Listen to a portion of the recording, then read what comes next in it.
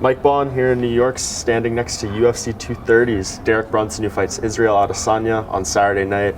Derek, this is maybe been a little tough year for you, right? Had the setback in January, had the injury. How would you kind of define 2018 for you so far? Yeah, it's been a rough year, but it's life. Things come up and you just have to handle it when they come up and react.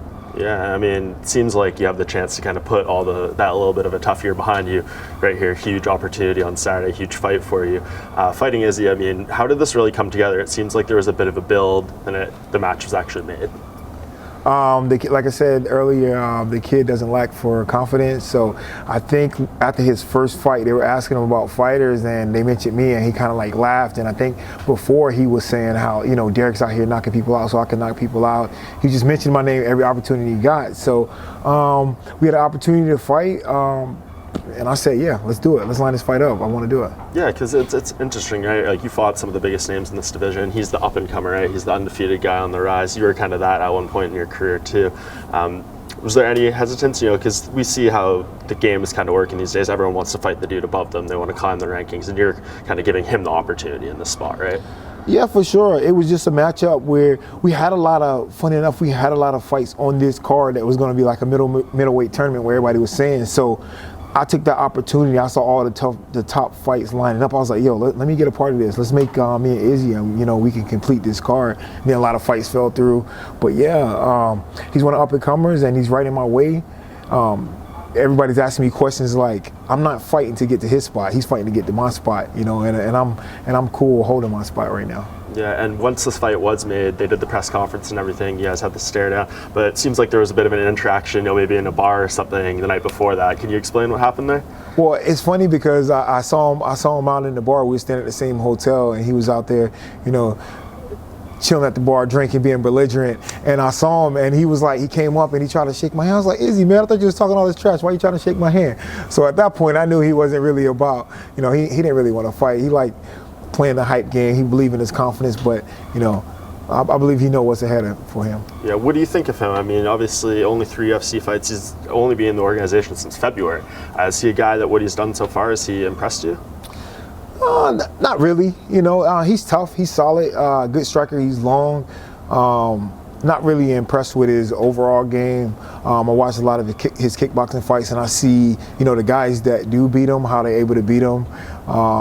And I've seen him in fights against guys who aren't at the top of the division that are tough guys. Everybody who fights in the UFC is tough, but I've seen how he reacted to those guys, and I feel that, I got a lot of ways to pressure him and put a lot of heat on him, and I don't think he'd be able to react like he did to those guys. Yeah, and we know what his striking is all about, but are you interested in kind of seeing what he's about on the ground as well? Yeah, I'm interested. I'm interested in his ground game. I'm very interested. I seen him in open warm-ups maybe a couple fights ago. He did like a spin into like a heel hook. he looks to scramble. He looks a little unsure whenever he gets taken down. He starts grabbing the mat, crawling backwards, trying to get up. So yeah, I want to test that ground game because I got some slick jiu-jitsu. So. Yeah, and we've talked about his actual fighting game. What about his social media game? There's been a lot of, those antics leading up. He's making memes and stuff, and little videos with you. Any of that, cross the line, or you take it personally? No, I don't take it personally. It's all funny games to me. He can say what he want to say, but the fact of the matter is, when we get out there, it's a different story. And I fought some elite strikers, and I knocked him out. So you got a guy who everybody looking at as elite striker. The media's hyping up. The media loves him.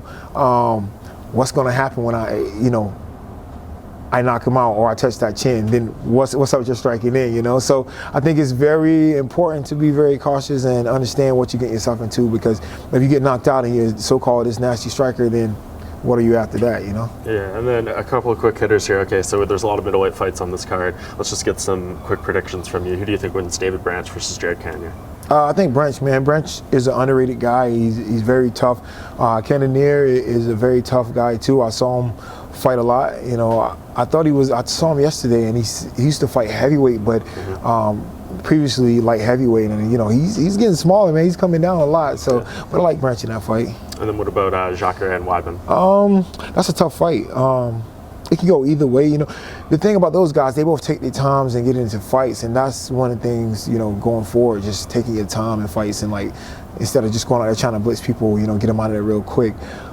So it can go either way. You know, Wyman can grind him for wrestling late in the late rounds, or you know, Jacare might catch a submission or be able to put it on him early. So. Yeah, and then of course your fight. How do you see this unfolding with Izzy? Do you see this being, you know, a tough fight, one of your, you know, quick first round knockouts again? How do you see this thing really unfolding? It's funny because most of my, like when I fought Machida, I was like, okay, you know, I'm not gonna get him out of that early. I gotta take my time and be patient. Same thing with Hall, you know, I was like, take my time and be patient, then I knocked him out in the first round. So I seen a lot of holes in Izzy game, so don't be surprised if I knock him out in the first round. But I see myself just putting it on him, getting the win, but I wouldn't be surprised if I knock him out in the first round. Yeah, and you know, he's out here saying, I win this fight, title shot, all title talk, all that kind of stuff for me. What happens if you win here? Not a title. I mean, he's not a guy that's really gonna put me in line next for that title shot. You know, I got a little bit more grinding to do, but it's just another.